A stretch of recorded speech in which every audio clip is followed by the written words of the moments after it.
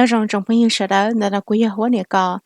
rong sẽ找到人之内的时候说叫nó lúc liền nó lúc cậu liền từ giờ Halloween horror fest của là nhận cái đàn nên xong trái thiết sẽ được bé sẽ tàu cùng ok là vậy ở ra đó nên của là hai bia được bé sẽ tàu nông tận tay nó của giờ ở ra và của tụi sinh cái tàu kia đó của ở ra nó này cái ở ra là lúc sức của tụi tàu mới cho là shit số ok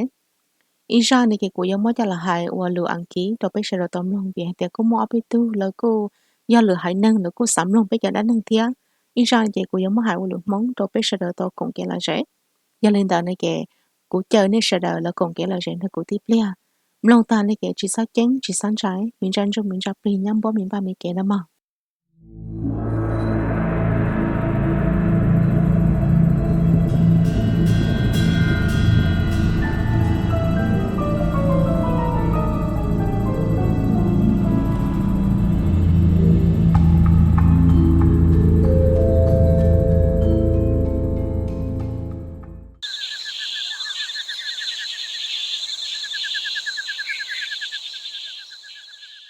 Deep in the forests of Laos, in the jungles where the wild sing and the air is dry, many wondrous creatures reside. Some are hunters who wait in the dark to prey, some are food to those who seek or kill. But the stories whispered among the wind that left many souls dying of a strange blood loss had traveled to the small village where a young man named Cheng lived. He lived in a small hut with his wife and 3 children. He'd heard talk of an area of infested wild creatures that when cooked, the flesh was beyond anything. One morning, he woke and gathered his hunting tools to go. His wife bade him goodbye, and he took the dirt path that led to the mountains above the village. The jungle welcomed them with its hot air and green environment. Chang spent a good morning getting a decent amount of wild birds into his bamboo basket. Toward the high afternoon, he was getting ready to return before the sun set when he saw what looked like a huge monkey sitting on top of a tree. He bent down low, pointed his gun, and fired. He saw the animal roll down in a fur ball-like motion, and he ran to see. It was a huge monkey with fur that was faint red-brown with gnarled hands and feet. Chang picked it up and swung it over his shoulder to return home. He took the path that led out of the mountain, and as he carried the monkey over his shoulder, when he walked, the monkey's arm swung, lightly grazing the top of his buttocks. When he stopped, the motion also caused the arm to stop.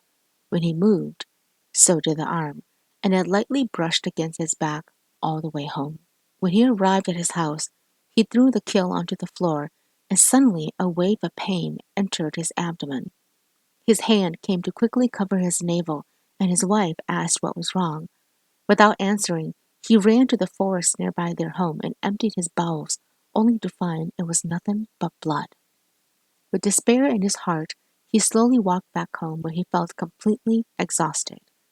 When he came back out to check the latest kill he brought home, the large monkey was nowhere to be found. He came to lay down on the bed and felt warm gushes inside his pants. His vision began to blur and his breath began to fade. His wife came to check on him and saw the pool of blood that had gathered on the earth from him. "Husband, what's going on?" she asked as she quickly came to him. He lifted his eyes to her and said in a faint voice, "Wife, I'm not well. I fear I may leave you as a widow." She broke out into a cry and ran to gather the relatives nearby to come help. The family arrived and everyone came to check on him, and instead of having bowel movements, he was having blood loss. Within 10 minutes of everyone arriving, his heart stopped. Legend tells tales of a creature who looks like a monkey, but has the dark powers of an entity that can disguise and take lives by removing your insides. You end up losing blood through stools, and within minutes, you take your last breath. This animal is what people call Pinyuvai.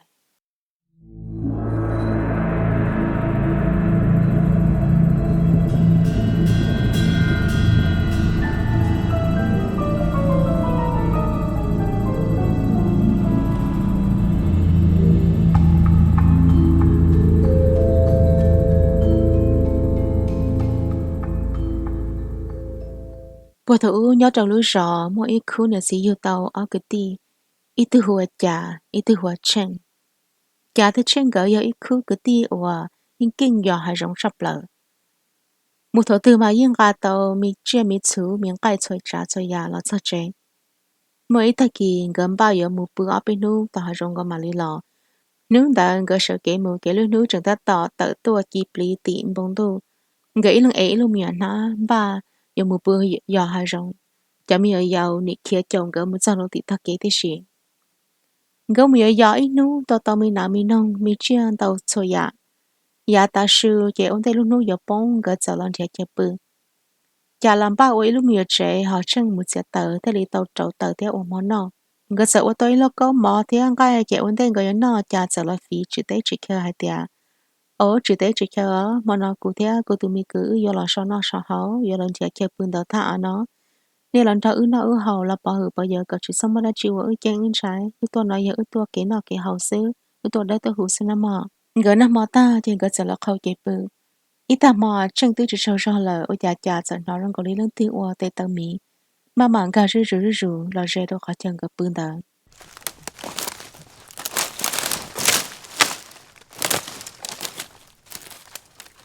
mong đã mà gà cải ly cưng cầu ly nhà mình long của nhà rong cầu ly tung tới giờ chỉ lên kia lo một lúc sầu lúc trụ trẻ nếu cha nữ tự cứ để xin nếu hắn trai trả chân hạt chân tiếc nếu mình long của nhà sẽ nói nếu xưa lâu trở hù hạt tiếc bờ, có bọn nó của nhà sẽ té hạt tiếc cái nhà lăng tư lúc xưa nữa trả té hạt tiếc cứ ấy thì cũng như là trâu kỹ sữa, cứ sao tao có giờ kỹ bà tao, thầu nói kể cả đang lúc lọt tan thò được sợ nông hạt tiếc cái sao tao kể ba đó chị lúc xưa nữa trả té hạt tiếc ô thế giờ cũng biết coi tao mong mẹ sao tao có bà nè, nếu giờ kia lên lâu kia nữa sắm ba lò từ lúc bắt tay mà chẳng nhận nâng đã xuyên được sắm ba một đôi sát sầu kể chạy rắn nhà đi chó